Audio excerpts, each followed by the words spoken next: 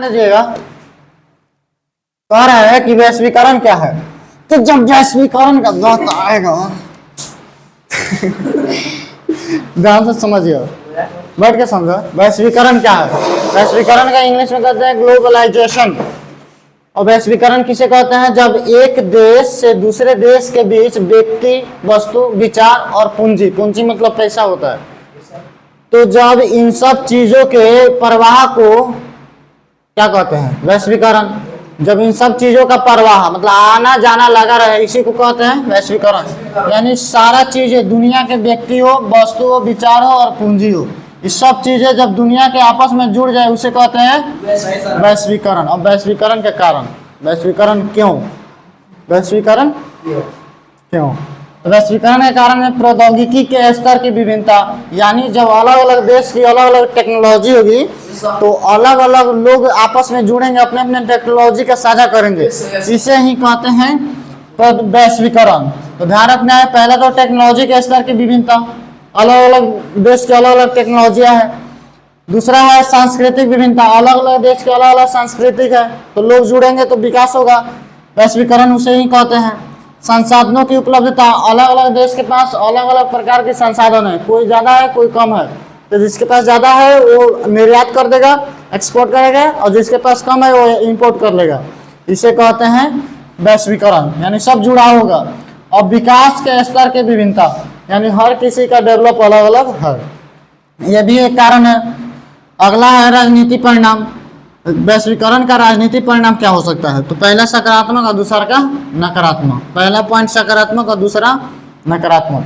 सकारात्मक positive point है शासन व्यवस्था में सुधार होगा। जब वैश्वीकरण होगा तो शासन व्यवस्था में सुधार होगा। दूसरा का शासन की कार्य प्रणाली में गुणात्मक सुधार, यानी मल्टीपल सुधार हो, ठीक, क्वालिटी पूर्ण होगा। और तीसरा है शासन व्यवस्था का सरलीकरण, यानी शासन व्यवस्था में सरलीकरण मतलब आसानी होगा, उसमें शासन चलाना क्या होगा? आसान होगा। अगला है नकारात्मक, नेगेटिव पॉइंट क्या है इसका? तो नेगेटिव पॉइंट है कल्याणकारी राज्य की समाप्ति। जो लोगों को कल्याण के लिए राज्य बनता है, सरकार होती है, वो क्या हो जाएगा? खत्म। तो दूसरा है न्यूनतम हस्तक्षेप वाली सरकार का उदय, यानी कम, यानी इसका मतलब लिखे हैं इसमें शासन व्यवस्था एक सीमित लोगों के कल्याण पर ध्यान देता है।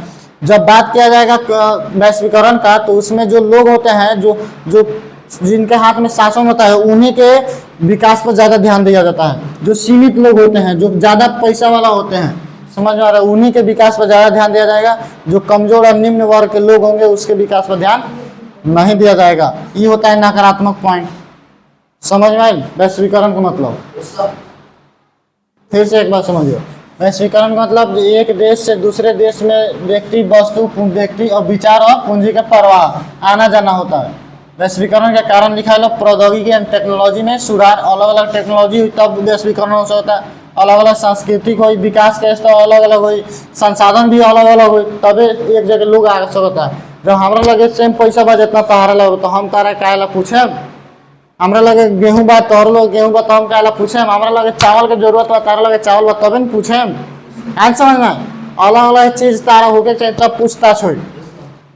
राजनीतिक परिणाम बतेबे करनी, शासन व्यवस्था में सुधार हुई, अच्छा बात बाटे, शासन व्यवस्था में अच्छा से परिणाम सुधार हुई। शासन की कार्य प्रणाली में गुणात्मक सुधार, क्वालिटियल सुधार हुई में, यानी गुणात्मक मतलब गुण वाला हुई।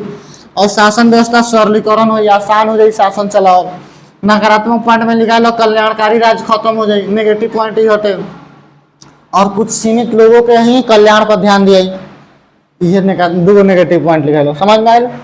यह वैश्वीकरण के असर आज समझ में आया? समझ में? Do you understand?